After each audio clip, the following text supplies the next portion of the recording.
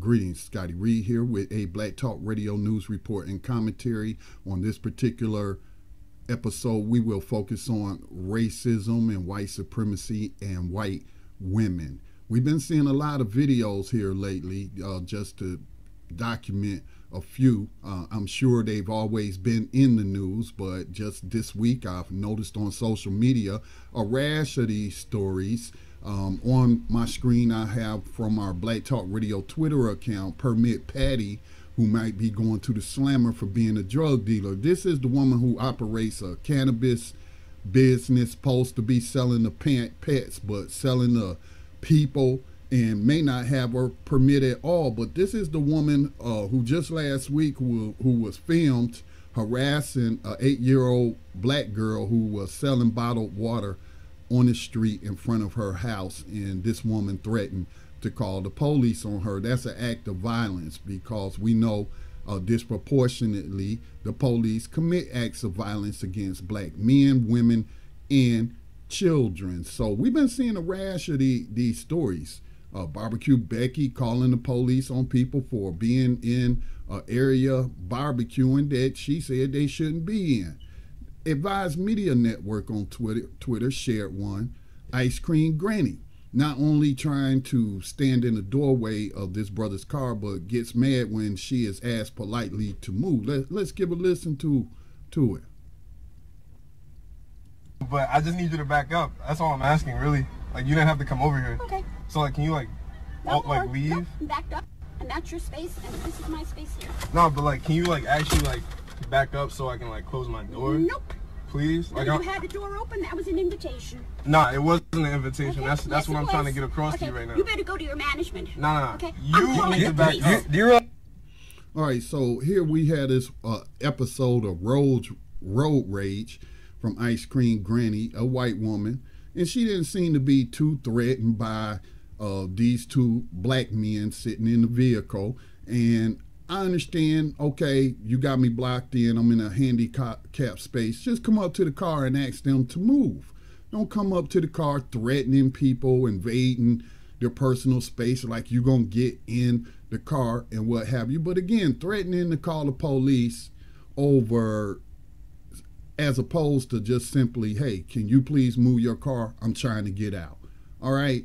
So, man, they want to talk about people starting confrontations and what have you, which is totally ridiculous to say that when people are confronting public officials making very important policy affecting millions of people, and those policies are violating human rights, that you shouldn't confront them and be civil. But let's not forget what kind of society we live in. But again, this is about the white woman's role in practicing or helping to perpetuate white supremacy.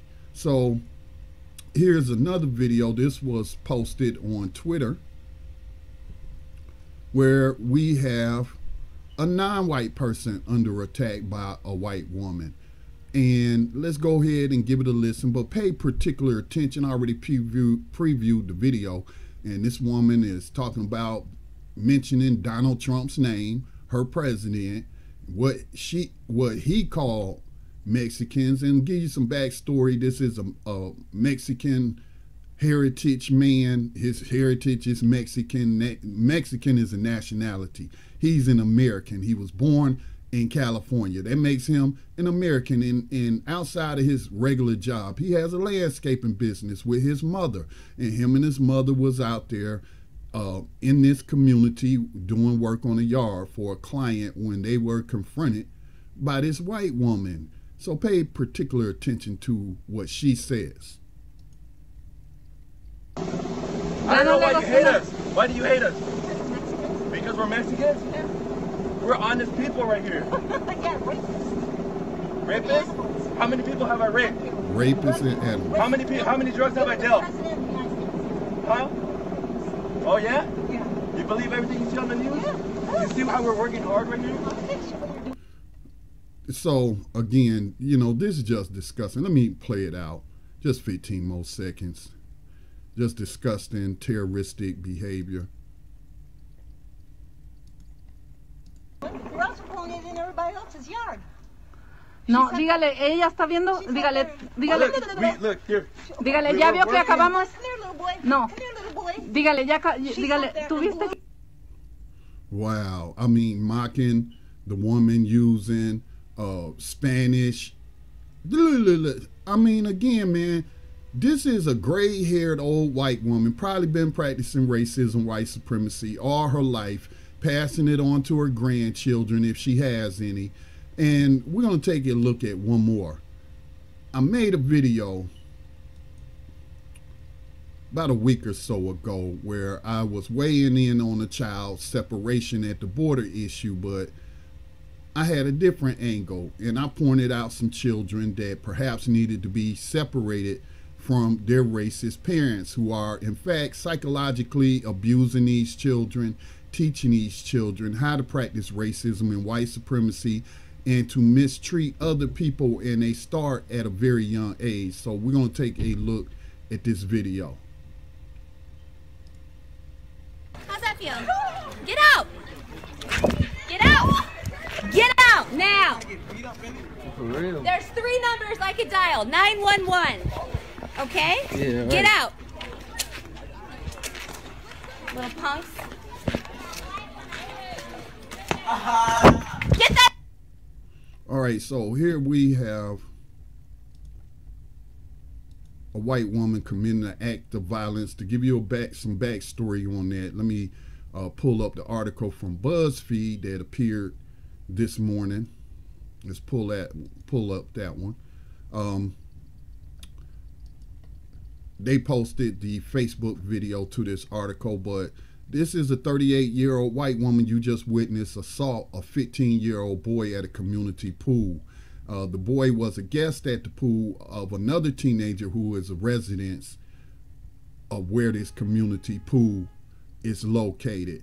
So she assaulted the 15-year-old whose parents made a police report. The police go out to arrest this woman for third-degree assault, and she assaults the police officers, biting one, pushing another, allegedly cause harm or damage to his knee. And so, you know, this is just a frequent occurrence is what I'm trying to say. It's a frequent occurrence. This is behavior that was taught to these women as little children, as their parents taught them, and they're teaching their children, as you saw little children in this video.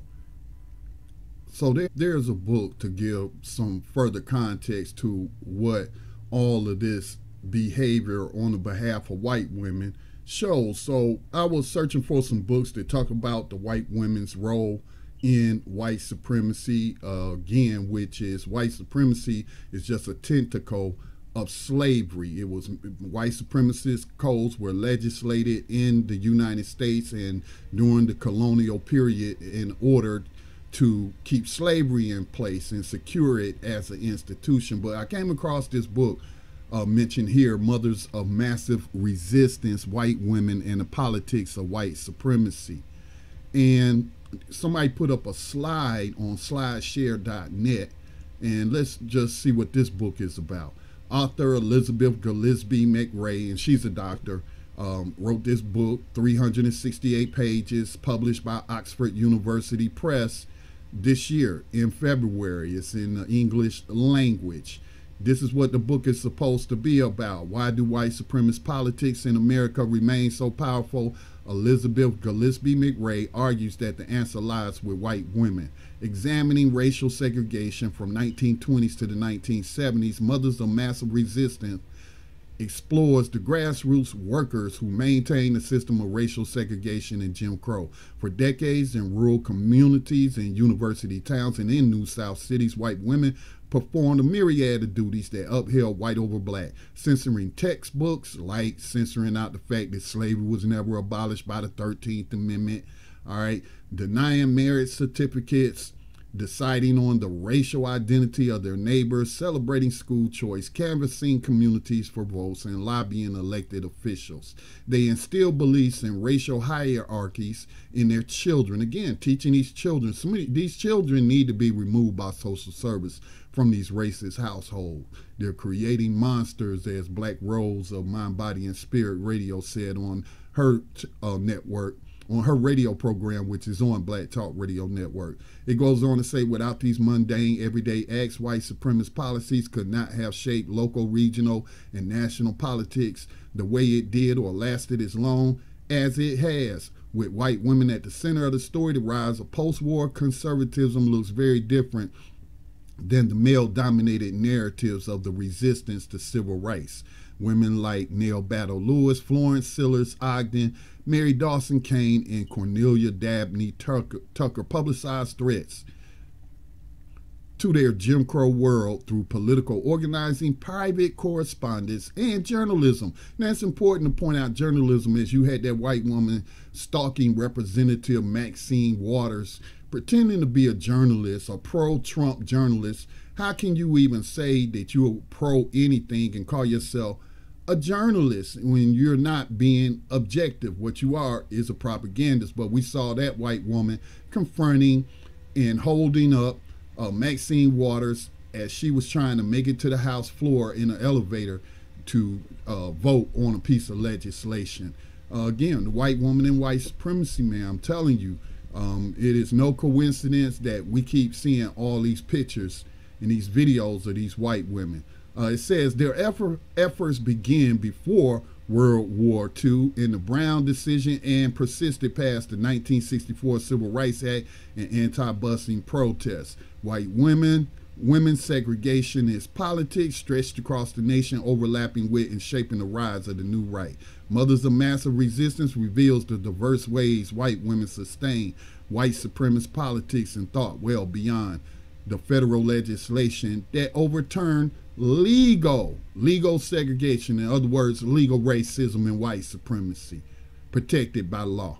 All right, these, when think of these monuments that to Confederate slavers and those who died for the cause of keeping people enslaved. Those were mostly put up by the daughters of the Confederacy, who lobbied, as the book talked about, getting these, raising money, organizing, lobbying officials to erect these monuments to white supremacy at our courthouse doors or in the town square. So check out the book by Elizabeth Gillespie McRae, Mothers of Mass Resistance, White Women and the Politics of White Supremacy. What we're seeing is nothing new. It's not anything new. It's not anything we haven't seen in the United States before, and it has a long tradition. All right, this has been Scotty Reid with a Black Talk Radio News Report and commentary on white women and racism, white supremacy. Please continue to make donations to the nonprofit new media organization, Black Talk Media Project. We manage BTRcommunity.com, a safe digital space for Black thought, as well as hosting Black Talk Radio Network, a digital podcasting and broadcasting platform. Peace and blessings to all.